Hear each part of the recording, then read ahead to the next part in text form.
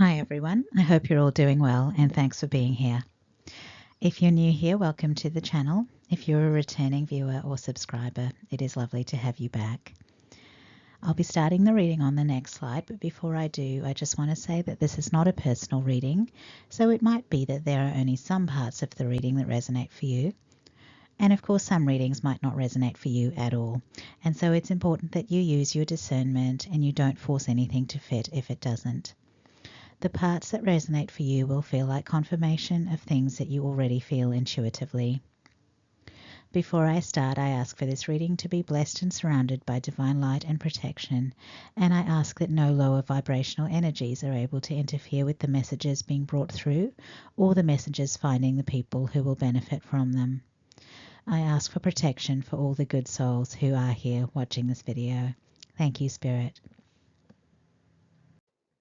So this is the spread we have today. If you're interested in the decks that I've used, I'll have them listed in the description box. At the bottom of the deck, I had the Death card, which relates to Scorpio, and immediately under that was the Hanged Man card. So we've got two major arcana energies playing together. The Death card is about something ending or being transformed or renewed. And the Hanged Man card is about things not progressing, and that means that a person is stuck. So I think the Hanged Man actually came through in the last reading as well, and it was in the present position in that spread. The Hanged Man card relates to Neptune, which rules Pisces in the 12th house.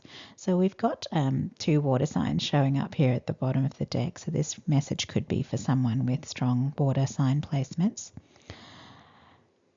So this combination of cards, it's making me feel like someone has transformed and they should be beginning their next cycle or chapter.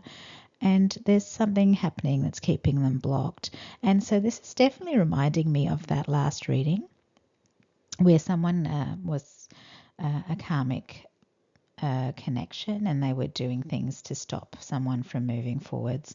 And this was after a breakup or separation, either a relationship or a work-related separation. Now the card in the past position that we've got here is the Six of Swords. So that is about someone who's moving from a difficult situation to something better. And this card is really about someone who's trusting in the universe.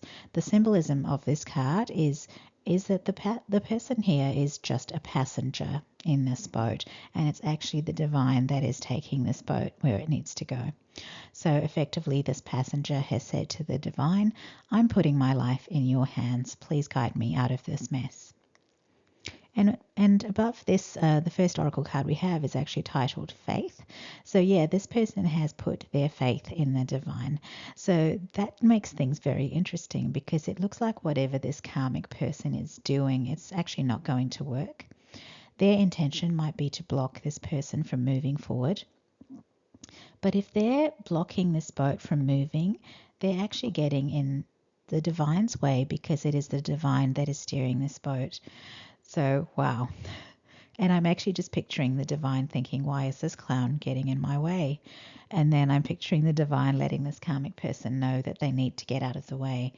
And then because this karmic person isn't going to listen, because obviously they have to get their way no matter what, it's going to get messy. And well, it's pretty obvious who wins that battle of the wills because the divine is the divine, and the divine is just going to blast this karmic out of the way, out of the water, so that this boat can move. I mean, who does this karmic think they are? They are not more powerful than the divine.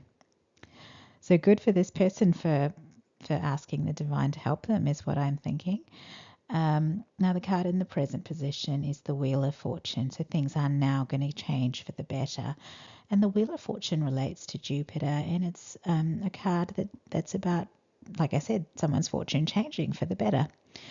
And there's a card here, Tulsi, with the keyword wealth, and that's really interesting because in that last reading, the person was actually worrying about their material security. They didn't feel stable. They didn't feel like they had found security. So it looks like this, with this wheel turning, this Wheel of Fortune card, it's bringing in wealth for this person. So it's really going to change their situation. They're going to have a lot more stability and a lot more material security. That's so great. Now, Tulsi is an Indian name, and it's for a plant that we would know as holy basil. And I was guided to pull a card from this deck because there was another oracle card that talked about herbs that could be used for healing and magic. So maybe this particular herb might be useful for this person. I didn't actually know too much about how holy basil is used. It sort of came up that it's in a lot of Indian households, but I couldn't work out exactly what they do. Maybe they just cook with it. I don't know. But I looked up online to see if, there are other things you can do, and I came across some Tulsi incense sticks. So I've ordered some. I haven't received them yet, but maybe that's something to try, and it could be useful, I'm thinking, because of that reference to the herb that helps with healing and magic. I thought it could be useful perhaps for energetic cleansing or cord cutting rituals, especially because we're dealing with this karmic energy here. So I'll leave it with you guys. Could be something to look up for you if this reading is resonating for you. Now, the card in the future position in the tarot spread is the Five of Cups, and this is a card of disappointment. The way this reading has gone, I really think it's the karmic person that's going to be in this energy. I did pull an extra clarify card for that, and that's just something I do whenever a card shows up in the future position that's not a particularly happy card. And what I feel, certainly when I use this deck, is I often get this card. So Spirit gives me the message of wisdom, knowledge, and perspective. This is the Wise Owl card. And it's funny whenever this shows up as a clarifier, it's like a message simply that the negative experiences are for our own growth. So I think it is the karmic that's getting this message here. This failure that they've had is for their own growth. They need to learn that they don't get to decide how another person's life is going to unfold. They need to learn to stay in their own lane and invest their energy into themselves and their own life. Their journey, their growth, their expansion, their future. They should not be messing with other people's lives and trying to determine what kind of future those people will have. They don't get to play God in other people's lives.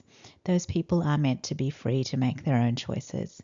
The divine is not going to approve of this, and if the people concerned have chosen to make different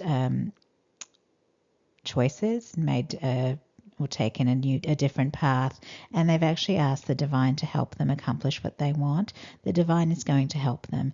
And if there's a karmic in the way, the karmic is going to be moved out of the way, and that really is how it's going to go. So that is the end of the reading.